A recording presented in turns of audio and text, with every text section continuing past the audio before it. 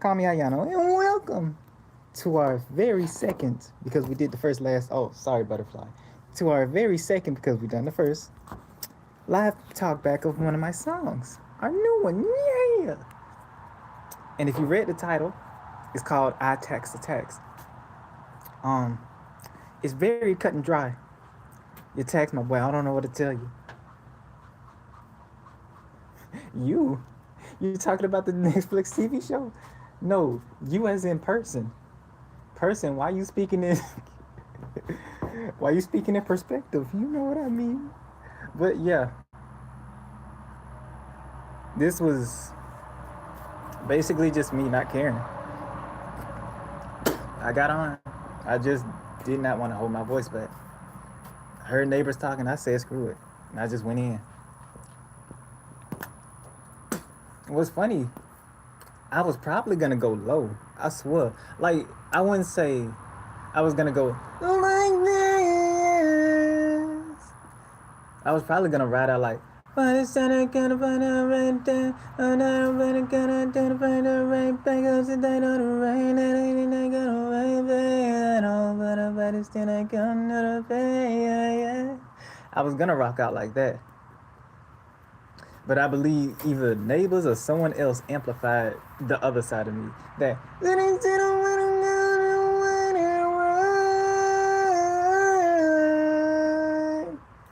feel what I'm saying?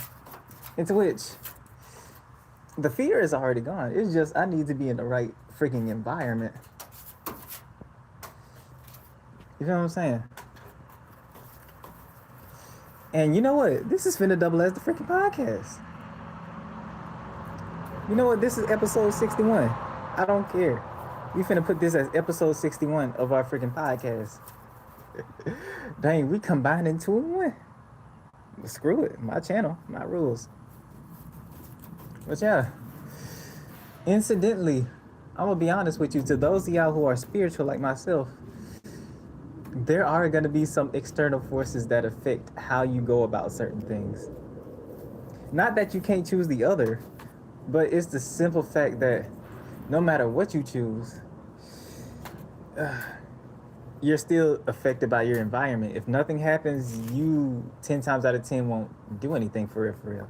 However, if you do something, but then all of a sudden some external source come out of nowhere, then all of a sudden, guess what's gonna happen? That's right, you're probably gonna switch your whole perspective on it. It's literally the clash. I call this the dishes analogy. Basically, you doing dishes because you genuinely want to do dishes. But then your mother coming in and say, make sure you do those dishes while you're doing the dishes. Now you don't feel like doing dishes no more. You feel what I'm saying? That's your external reality basically affecting your internal. If you can't get a hold on this, then I'm going to be honest with you. You're going to be dictated. Even if you beat the fear, you will be dictated by your external reality. And it's so I won't even say it's so freaking sad, nor it's so freaking convoluted. Like, we don't have the information. We don't really have the information to really convey to so many people that the external affects what we feel inside. We try so many times to not have this reality affect us, but on some sort of level, whether it's small or large, a bit of the external affects the internal. And we have to manage that. And I let the external get the better of me this time. I'm gonna be honest with you. Because that song that I just dropped, again, this is supposed to go on the podcast. But this song that I dropped literally a few minutes ago, hopefully it uploaded. That song specifically had me holding long notes. I wasn't planning on that. I wasn't trying to go for that. But my external reality affected something within me that caused me to basically go from bum bum to bum bum. Like literally going higher. I didn't need to go higher. That's the thing about it. I just wanted to. And those are the moments where you have to freaking reevaluate. And it's gonna be hard, especially for me. Like me personally, I know it's gonna be difficult because I know exactly how I am, especially in terms of how I really convey to myself whenever I go and record my music, specifically how I want it to go. Creative expression will still take place, but the external reality and the external environment is really going to truly dictate whether or not you're going to feel good, happy, this, that, and the third, or whether you're going to feel triumphant or feel like you're overcoming something. And that's basically what the external do. Hold on. I got to unplug my dangerous sodium hydroxide. Yeah. Yeah. By the way, this kills bugs too. Like, if you ever want to make sodium hydroxide, just know that kills bugs. But anyways, like I was saying, that's the great thing and also the dangers about the external reality affecting your internal reality. It's the fact that it affects you. Let me reiterate this. It affects you. You can be sitting somewhere chilling. Somebody can come being loud. You can either be loud too, or you can sit and chill. Meaning you can choose to let that external reality control you, or you can choose to just ignore it and manage your emotions. Me, I failed today. We'll get them next time, soldiers. But yeah, that's a part of the success. Whoever said that failure isn't part of success, or you automatically have to go into a situation and win it, they lied to you, straight up. Because everybody who has success can basically tell you time and time and time again, no matter who you go to, you have to keep going and you have to keep trying after failures. You can't get it on the first try. No matter how many times you may have gotten it on the first try. That's how you get better, that's how practice works, and that's how mastery comes into play. And so, especially in terms of managing your own emotions, when you get to the point where you can have the external, be the external, yet it doesn't affect how you portray yourself, as long as it doesn't come into your space, you straight, you Gucci. That coming into your space, that external trying to come into your physical space is a whole different story. But other than that, if something external is trying to affect your internal, just know that you have way more control than you think. You can control the situation and the outcome just by controlling your emotions. And you just don't know. Controlling your emotions might actually open up opportunities for you. I can guarantee it. And do not fall into the fallacy of confirmation bias. Do not fall into confirmation bias. And what that means is your brain, whatever you tell your brain will try to go and seek out confirmation.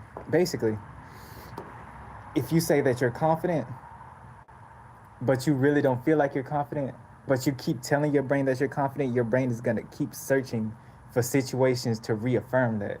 And that can work backwards on you too.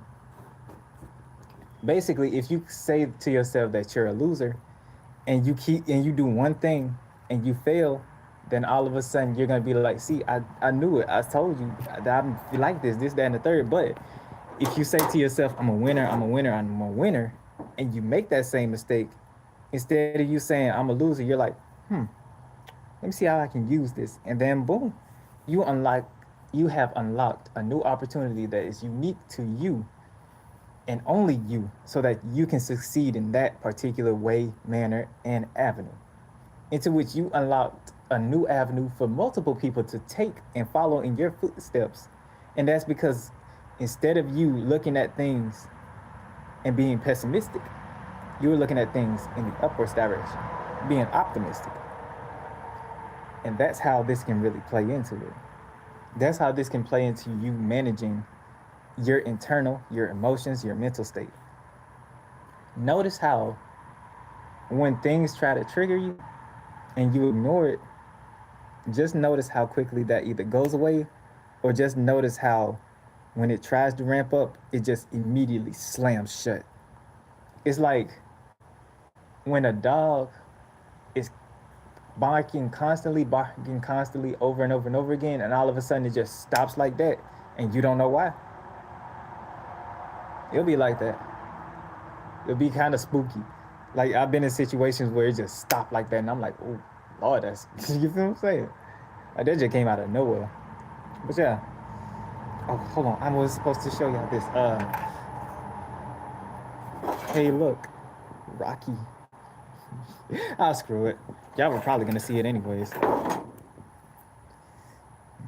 Anyways, to end off this podcast, and I gotta change that name when I'm done. Yeah, control your emotions, and remember, it's a different story if that thing that's trying to affect you internally comes into your freaking space. That's a different story. Other than that, control your emotions, control your mind. Know that you have way more power than you think. Okay? And as always, stay peaceful, blessed up, miracle up, and know that you will appreciate what's taken care of by the divine one above all, the highest source of God, as well as everyone that truly and genuinely and natively cares about you deeper than their souls. Always remember that here you are loved. We care about you here. If no one else does, we do. I do. Know that no matter what, we are always here to give that listening ear. Don't be afraid to talk to us. Don't be afraid to talk with us. We're always here for you when you need it. So go out there and have some fun. Don't forget to smile. Smile. I want you to smile. Okay? Okay. I'm coming for this. Yeah, coming. Granddaddy Trez got a hug you every time. Hold on. Let's see. Deborah, what's goody? Quinn, what's good? Let's see. I am not a Blake. I see myself as a Arthur. I'm not Blake. Am I? I don't look like a Blake. I'm not a Blake. I am no Blake. I am no Blake. Y'all let me know. Let me know under my new song if I look like a Blake. I look like an Arthur. Not a Tom though. But and as always, a sheepy sailed